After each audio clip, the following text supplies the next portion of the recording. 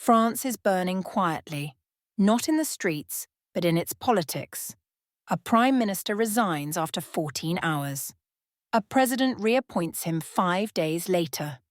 The same faces, the same gridlock, the same disbelief. To outsiders, it looks like chaos. But to Emmanuel Macron, it may be strategy. Sébastien Lecornu, just 39 years old, is once again France's prime minister. His first term lasted less than a day after announcing his cabinet. Opposition parties rejected him instantly, the right refused to cooperate, the left denounced him, and the far right laughed. Most presidents would have found someone new. Macron didn't. He brought Lecornu back. Why? Because Macron may have stopped searching for the perfect prime minister. He's now showing France that no one can govern under its current arithmetic.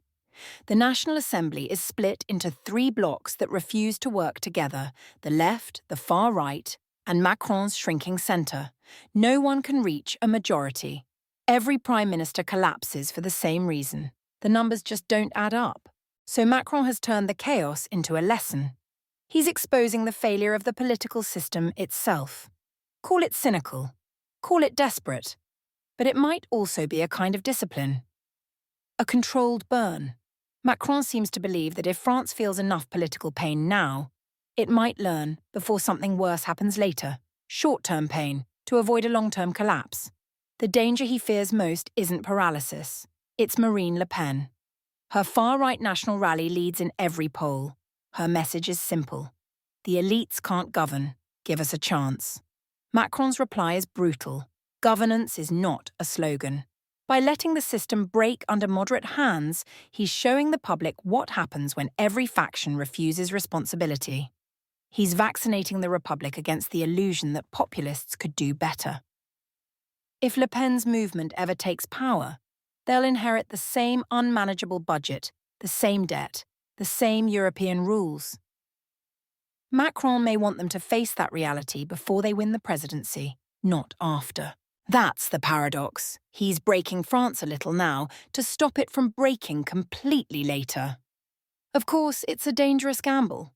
To ordinary citizens, it doesn't look like a master plan. It looks like drift. Inflation is rising, budgets are frozen, and ministers come and go like guests at a revolving door. Macron's allies are deserting him. Edouard Philippe, once his prime minister, now calls for his resignation. Gabriel Attal, the head of Macron's own party, says he no longer understands what the president is doing, but Macron is still in control where it matters. Constitutionally, he can appoint, dismiss, dissolve. What he has lost is faith. The belief that France still wants to reform itself, and that's what this whole experiment may be about, forcing the public to confront the cost of division. If no one cooperates, nothing gets fixed. If nothing gets fixed, everyone suffers. And perhaps then, Macron thinks, the French will remember why the centre mattered in the first place. Meanwhile, Europe is holding its breath. France's budget deficit has passed 5% of GDP. Debt sits above 3 trillion euros. Brussels has warned Paris to get its house in order, but how can it, without a government that lasts longer than a week? France isn't just another member state. It's the engine of Europe's political identity. When Paris stalls, Brussels slows, Berlin waits. The Franco-German balance falters. Macron's paradox has now become Europe's problem. The man who once promised reform has turned into a case study in dysfunction. Yet, in his own way, he's still playing defense for democracy. He's not trying to win anymore. He's trying to contain the damage. Let the far right mock. Let the opposition rage. Let the system feel its own failure. Maybe, after enough pain, something new will emerge. A centre that understands its fragility. A democracy that finally learns humility. Macron's presidency may not end with triumph. It may end with fatigue.